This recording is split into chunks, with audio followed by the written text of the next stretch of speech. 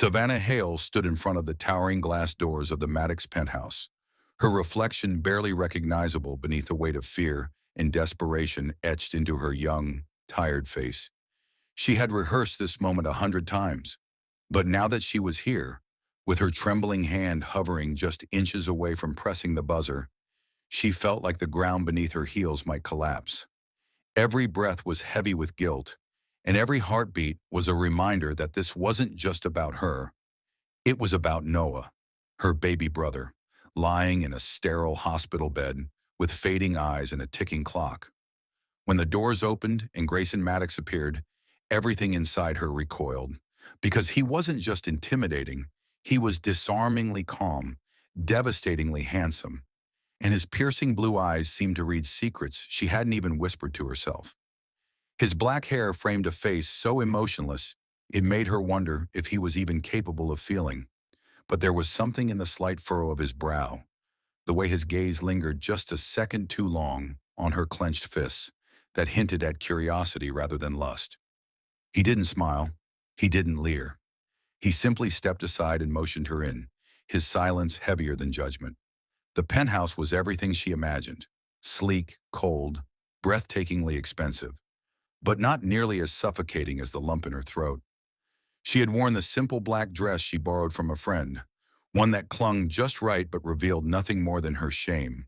Her heels clicked against the marble floor like a countdown, and when he offered her a glass of water instead of champagne, her eyes flickered with confusion. He didn't ask her why she was doing this. He already knew. Everyone in that secret circle knew that the women who answered the mysterious invitations weren't there for glamour, and Savannah wore her heartbreak like a scent he could smell from across the room. One night, no questions, he said, placing the contract on the table between them. The number made her chest tighten. $5 million. It was more than she had ever touched, more than she ever imagined existing outside of a bank ad or a fantasy. She sat down slowly, afraid the leather chair would swallow her whole, and when she picked up the pen, her hand shook so badly she had to steady it with the other. The ink barely dried when her vision blurred with hot tears she refused to let fall. She wasn't here for pleasure, she reminded herself. This was a transaction. But even as she signed her name, Savannah felt a piece of her soul breaking away. Across the table, Grayson watched her, not with the hunger she feared, but with a strange, unreadable softness, like he was seeing something he didn't expect. She was beautiful, yes, but not in the painted way he'd grown numb to. She was raw, vulnerable, achingly real. Her lips pressed into a line of pain, her eyes glassed with sorrow, and yet she held her head up with a strength that knocked the wind out of him. He'd seen women chase him for his wealth, his name, his power, but never for survival, and never so silently. There was no flirtation in her body language, no seduction in her movements. She was still, polite, detached, as if she'd already disconnected her spirit from her body. "Who's the surgery for?" he asked, breaking his own rule. Her eyes darted to his, surprised, and for a brief second, a flicker of warmth passed between them like a spark that didn't belong in such a cold arrangement. "My brother," she whispered. "He's all I have." Those 4 words gutted him. He nodded, then turned his gaze away, almost ashamed of the role he was playing in her torment. Savannah followed him to the window, where the city's skyline shimmered like a cruel joke. A world of luxury and power she didn't belong in. Not really. She imagined what $5 million could do. Save Noah, buy him years of life, maybe a future. But it wouldn't erase the memory of this night, or the feeling of standing next to a stranger who could save him with a single wire transfer. Grayson poured himself a drink, untouched by alcohol, but full of tension. "You don't have to stay the whole night," he said suddenly, startling her. "The money is yours either way." She turned to him, confused. "Why?" she asked, her voice barely audible. He didn't answer right away. Instead, he looked at her like a man who'd seen 100 masks and had finally found someone without one. "Because I think you've already paid more than enough," he replied. And in that moment, everything shifted. She wasn't sure what was happening, whether it was compassion or pity or something even more dangerous. But Savannah knew then that she wasn't the only one with a wound hiding beneath silence. She thought she was selling her dignity, walking into a night she'd spend the rest of her life trying to forget. But what she didn't know, what neither of them could have imagined, was that she had just walked into the heart of a man who didn't believe he had one. Grayson stood by the floor-to-ceiling window, the city's neon lights casting shifting shadows across his face as he stared at the woman who had unknowingly unsettled every wall he'd spent years constructing. Savannah sat on the couch clutching a worn photo of her brother, her fingers tracing the edges like it was the only lifeline she had left. Her tears silent but undeniable as they carved glistening trails down her cheeks. In the room, usually a space of cold transactions and soulless luxury, felt different, almost sacred, wrapped in a silence that echoed louder than any words ever could. He walked slowly to the minibar, poured 2 glasses of wine, but when he turned to hand one to her, he paused, watching her hold that photo like it was more precious than $5 million. And instead of forcing conversation or expectation, he quietly set the glass down on the table and retrieved a thick, warm blanket from the leather armchair nearby. She didn't flinch when he draped it over her shoulders, but her lip quivered at the unexpected tenderness, and she looked up at him, her eyes swollen but still shining, with a kind of vulnerable gratitude that shook him more than he wanted to admit. Unsure of his own emotions, Grayson sat at a distance on the edge of the other couch, elbows on his knees, his hands laced together as if trying to hold something back. Maybe the guilt, maybe the confusion, maybe the way her silence stirred something inside him that no loud encounter ever had. He had paid for a night, but what lay before him wasn't a commodity. It was a story, a storm, a woman who carried pain with grace and desperation with quiet dignity. And he realized then that there was nothing transactional about this moment. Savannah, exhausted by months of fear and helplessness, slowly leaned her head against the armrest, her tears finally drying as sleep tugged at her lashes and he didn't move. Not even when her breathing slowed and steadied. Not even when her hand loosened its grip on the photo, now resting against her chest like a silent prayer. The clock ticked on. The moon rose higher, but Grayson remained in that stillness, watching her with eyes that weren't cold anymore, but quietly troubled. Because he couldn't stop thinking about the way her voice trembled when she spoke about her brother, or how her first instinct was to protect, not beg, not flirt, just survive. He leaned back, his head resting against the couch, but his eyes never left her, and he felt something foreign brewing in his chest. An ache that wasn't about lust or control, but about wishing things were different, that this wasn't how they met, that her tears didn't carry the weight of a life she was trying to save. He thought about all the women who had come and gone through his world, charming, beautiful, rehearsed, but none had broken through like this girl who wore sorrow like perfume and didn't even realize how loudly her silence spoke. Savannah stirred in her sleep, her brow furrowed in a dream that likely mirrored her reality, and without thinking, Grayson knelt beside the couch and gently adjusted the blanket around her, brushing a strand of hair from her face with such care it startled even him. In that quiet moment, a man who had built his empire on deals and detachment found himself grieving for a woman he hadn't known yesterday, but suddenly couldn't stop thinking about. He sat back on the floor, one knee bent, watching her with a heart that betrayed him, beating too fast, too heavy, for someone who believed he was immune to feelings. Hours passed, and the city slowly slept. But he didn't. Instead, he stayed there, grounded by the presence of a woman who had given him nothing he asked for, but everything he didn't know he needed. He thought about the contract, the money, the unspoken rules of power, but for the first time, none of it mattered, because Savannah hadn't just stepped into his penthouse. She had stepped unknowingly into the quietest, most guarded parts of his heart.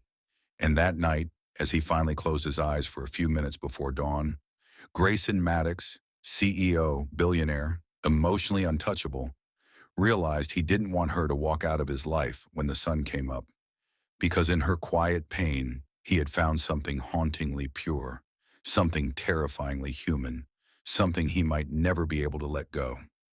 The morning light filtered through the expansive windows, casting long shadows across, The penthouse, but the space felt emptier than it ever had before. Savannah was gone. Her absence was a physical ache in the pit of Grayson's stomach, and it lingered like a ghost. He had expected her to leave eventually. After all, their arrangement was temporary, but never like this. No goodbye. No explanation. Just a handwritten note resting on the coffee table where she had sat the night before. He picked it up slowly, his fingers trembling as he read the words that seemed to carry an entire lifetime of emotion. You saved more than a life. I'll forever be grateful. But this world isn't made for people like us. I hope you find someone who loves you for who you are, not what you have. S. His heart sank, the words cutting deeper than he cared to admit. He had prepared himself for her to walk away, but not like this. Not so quietly without looking back, as if their brief connection meant nothing. Savannah had made her choice, but something inside him didn't want to accept it. Grayson folded the note carefully, as if it might disappear if he treated it too harshly, and set it down. He paced the penthouse, his thoughts racing. His mind told him to move on, to forget her, to remember it was just business. But his heart, that damn heart, betrayed him. He was Grayson Maddox, and no woman had ever left him first. No one had ever walked out of his life like this without a fight. His assistant's voice cracked through his thoughts a few hours later. She withdrew the full $5 million and vanished. There's no trace of her, sir. The information hit him like a punch to the gut. Savannah had taken the money and disappeared. It made sense. He had offered it to her, after all. But the emptiness inside him didn't fade. In fact, it grew, gnawing at him with a hunger he hadn't known he had. He expected anger, resentment, some form of rage at being abandoned. But instead he felt hollow, like the last remnants of something beautiful had slipped through his fingers before he had even realized its value. He told himself it was over. He told himself it didn't matter. But weeks passed and she was still there, lingering in his thoughts, invading his every waking moment. He tried to ignore it, bury it beneath the weight of his empire and the relentless demands of his position, but it didn't work. Savannah Hale wasn't a fleeting memory. She was an imprint, a scar that wouldn't heal. So he did something he never thought he would. He searched for her, quietly, without fanfare, without trying to track her down with threats or media tactics like he'd done with others. This was different. It wasn't about power or control. It was about understanding. He didn't need to know her entire story, but he needed to know why she had left him the way she did. His inquiries were subtle at first, slipping through the cracks of his usual operations.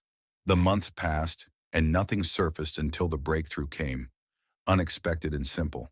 The money had gone directly to Mount Sinai Hospital, a well-known New York institution, and specifically to a little boy named Noah Hale. His pulse quickened as the realization hit him like a freight train. Savannah hadn't taken the money for herself. She had taken it for her brother, the child who needed life-saving surgery. She had taken the money not for luxury, not for escape, but for love, for someone else, for a family she would sacrifice everything for. His chest tightened, the air in the room feeling suddenly thick with emotion. Grayson had assumed the worst, that she had used him, that she had seen him as a transaction. But now he understood. She had never been in this for herself. She was just a woman trying to save the one person she loved more than anything. The realization shook him deeply, a mixture of admiration, guilt, and something he didn't have a name for. Suddenly, the weight of her absence became unbearable.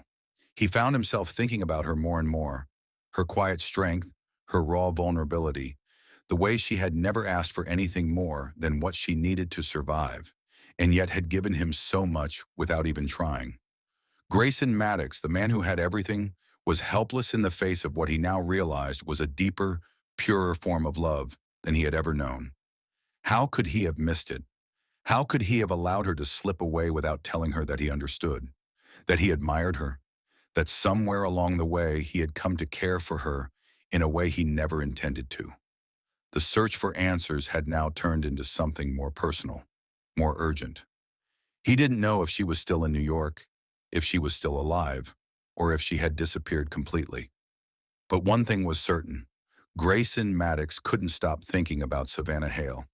He couldn't erase her from his mind, and he didn't want to. Months passed, and the ache of her absence slowly grew into a dull ache that Grayson couldn't ignore.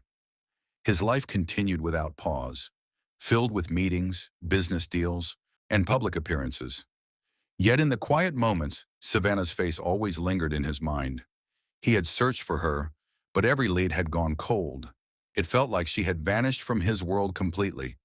But fate, as it often does, has a way of reminding us that we can't outrun the past forever. Grayson's life took an unexpected turn when he saw her again. This time, not in the opulence of his penthouse, not in the extravagant settings of New York's elite circles. She was at a children's bookstore downtown, of all places. The contrast between the woman he remembered and the one standing before him now was like night and day. She wore simple jeans, a soft smile, and laughter bubbled from her as she interacted with the children during story time. Her eyes, once filled with sadness and resolve, now sparkled with joy and peace. It was a side of Savannah he hadn't seen before. For a moment, he stood frozen, hidden in the shadows of the bookstore, watching her from a distance. His heart raced, beating erratically as he took in the sight of her, free, content, and completely unaware of his presence. The idea of her moving on without him, without even looking back, sent a pang of regret through him. But he couldn't tear his eyes away. She was beautiful, even more so in this unguarded, simple version of herself. He never imagined he'd see her like this, untouched by the burdens she had carried, and yet somehow more radiant than ever. After what felt like an eternity, she turned. Her eyes met his and her smile faltered. The color drained from her face as recognition hit her. But to her surprise, Grayson didn't approach her with accusations or anger. He didn't demand explanations or bring up the money. Instead, he took a slow step forward, his voice soft and steady as he whispered, "Can I buy a book? Or maybe just a chance to talk?" The words left him before he could think them through, but they were the only ones that felt right in that moment. Savannah's gaze shifted nervously, uncertainty clouding her features. This was not the Grayson Maddox she had left behind. The man who had stood behind her in the penthouse was not the same one who now stood before her. His eyes no longer cold or calculating. There was something tender, almost vulnerable in them now. And it made her heart flutter in a way she couldn't explain. Her mind screamed at her to walk away, to keep running from this man who had changed everything for her. But her feet didn't move. Her breath caught in her throat as she hesitated, caught between the woman she used to be and the woman she was becoming. There was a tenderness in Grayson's presence now, a vulnerability that made him seem more human, more real, and in that moment, something inside her shifted. She was no longer the girl who had taken $5 million for her brother's surgery, who had shut her heart off to avoid feeling anything. Savannah Hale had changed too. She wasn't the same woman from that night in his penthouse. She had learned to embrace the love she had for her family, to let go of the guilt she had carried, and to find peace in the life she had now. And yet, standing there, staring into those blue eyes, she was reminded of the man who had offered her a chance. A man who had done more for her than she ever expected. She couldn't run from that. Not anymore. With a slow breath, she offered him a small, cautious smile. Her heart pounded in her chest, but it wasn't fear. It was something else, something she hadn't felt in a long time, hope. "Okay," she said softly. "One book, but nothing more." Grayson's smile was the gentlest thing she had ever seen. He hadn't expected her to give in so easily, but the way her eyes softened told him more than words ever could. This wasn't over. It wasn't the end. In that moment, they both realized that fate had brought them back together. But what they would do with it, what they would choose to build from this point on, was still unknown. As the days passed, the connection between Grayson and Savannah deepened, and their conversations began to shift from casual exchanges to something more meaningful. When he asked her to dinner, she had no idea what to expect. She anticipated something grand, something extravagant, the kind of dinner a man like him would host. But instead, Grayson surprised her. He led her to a quiet park on the outskirts of the city, a simple spot with food from a local diner and a guitarist playing a soft tune nearby. String lights hung in the trees above them, casting a gentle glow over the scene. It wasn't what she expected, but it was perfect. Grayson had carefully arranged this moment, not for the grandeur, but for the intimacy it offered, something raw and real. As they sat on the grass, the world around them faded. For the first time in what felt like forever, Grayson opened up to her. He spoke of his childhood, of a time when he was a young boy, full of dreams and hope, before his life had been shaped by cold ambition and wealth. Money came easily, he said, his voice soft, almost apologetic. But love? Love never stayed. The words hung in the air like a weight, and for a moment he looked almost vulnerable. Savannah's heart ached for him, and she realized just how much of his walls had been built around fear, not arrogance.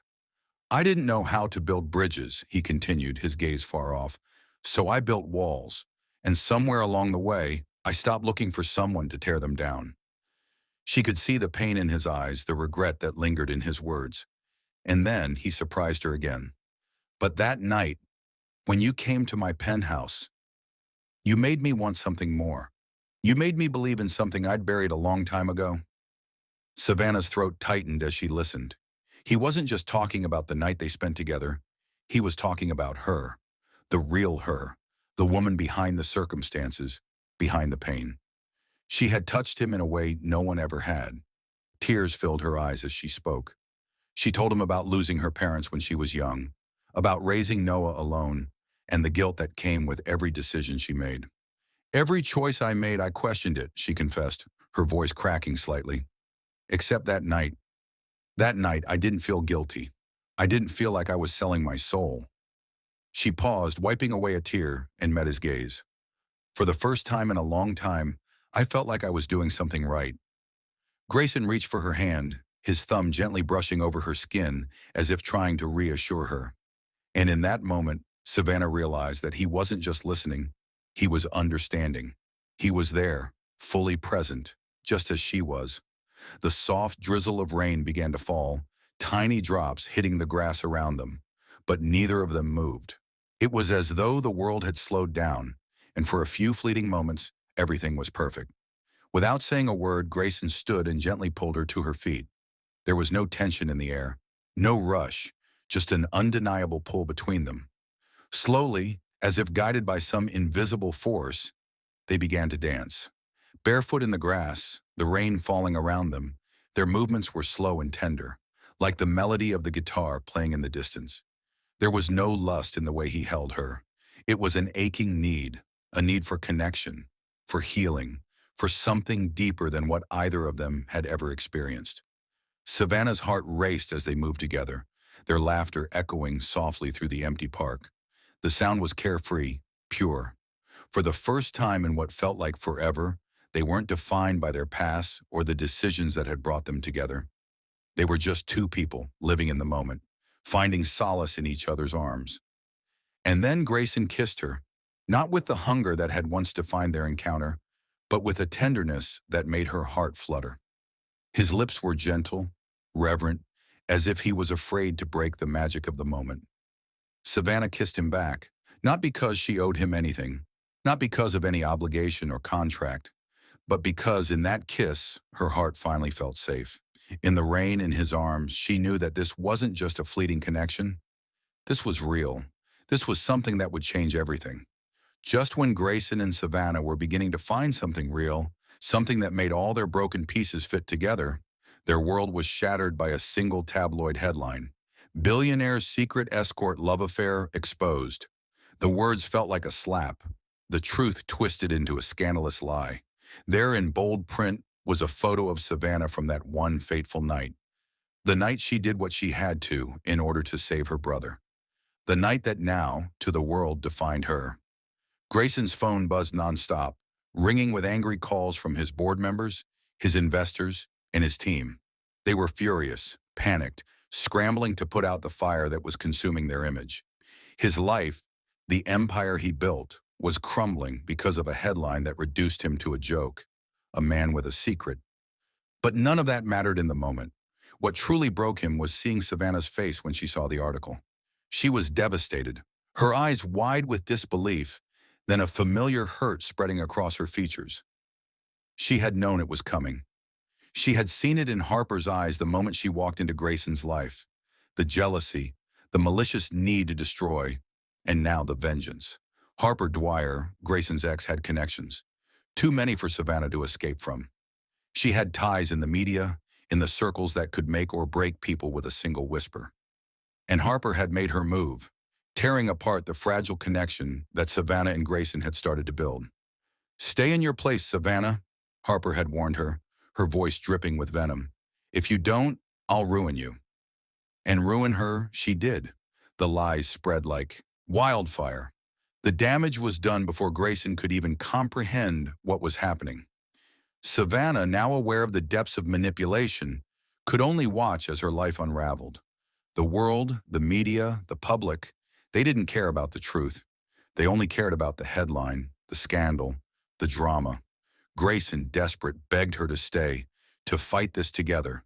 But she couldn't. She wouldn't. "I won't be your shame, Grayson," she cried, her voice breaking, a sound that pierced through him like a dagger. "This world will never accept someone like me beside a man like you. I don't belong here." Those words cut deeper than any betrayal. She wasn't just talking about the scandal.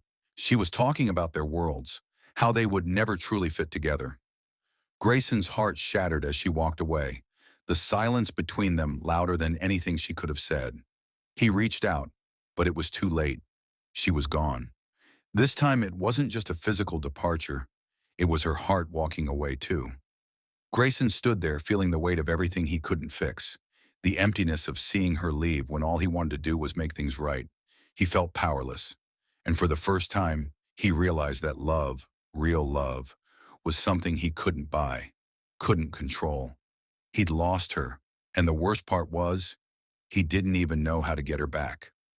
Grayson's heart raced as he knelt there in the quiet bookstore, the world outside pressing in.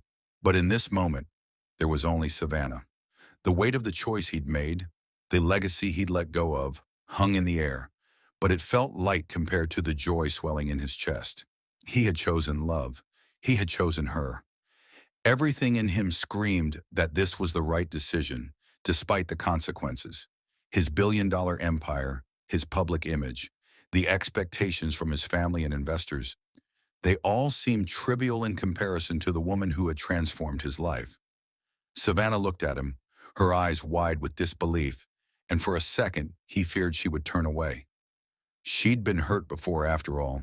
Could she trust him now? But then, the corners of her lips curved into a smile, and the tears in her eyes sparkled with something far deeper than sadness. It was hope. Hope for the future. Hope for them. And that was enough for him.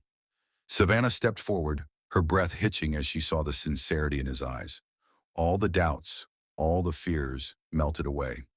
She had never felt like she belonged to this world of wealth and status, always hiding behind the walls of survival, never daring to dream of something more.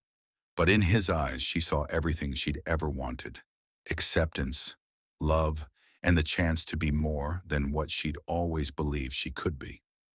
As the tears streamed down her face, she reached out to him, letting go of the fear that had kept her tethered to the past. Without a word, she threw herself into his arms, the weight of her own walls coming down with a single unspoken gesture. And as they held each other, the world outside seemed to disappear, leaving only the two of them, their hearts beating as one. Grayson whispered, "I don't want a lifetime without you." Savannah's heart was full. She had been afraid that she wasn't enough, that the world would never accept someone like her at his side. But now with him, she realized she had nothing to prove. She had his heart. That was all that mattered.